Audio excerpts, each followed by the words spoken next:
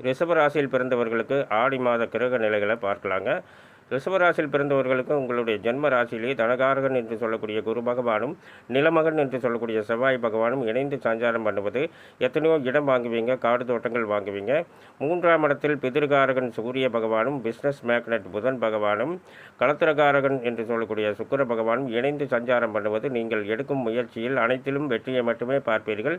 பூர்வ புண்ணிய ஸ்தானம் என்று சொல்லக்கூடிய 5ஆம் இடத்துல ஞானகாரகன் என்று சொல்லக்கூடிய கேது பகவான் சஞ்சாரம் பண்ணுறாருங்க. 7ஆம் இடத்துல மதிகாரகன் என்று சொல்லக்கூடிய சந்திர பகவான் நீச்சம் பெற்று சஞ்சாரம் செய்தாலும் கூட குரு பார்வையால் நீச்சமங்க ராஜயோகத்தை ஏற்படுத்தியுள்ளார். தொழில் ஸ்தானத்தில் பார்த்தீங்கன்னா தொழில்காரகன் என்று சொல்லக்கூடிய சனி பகவான் ஆட்சி பெற்று சஞ்சாரம் பண்ணுவது எத்தனையோ புதிய வேலை வாய்ப்புகள் உங்கள் இல்லம் தேடி வரப்போகுதுங்க.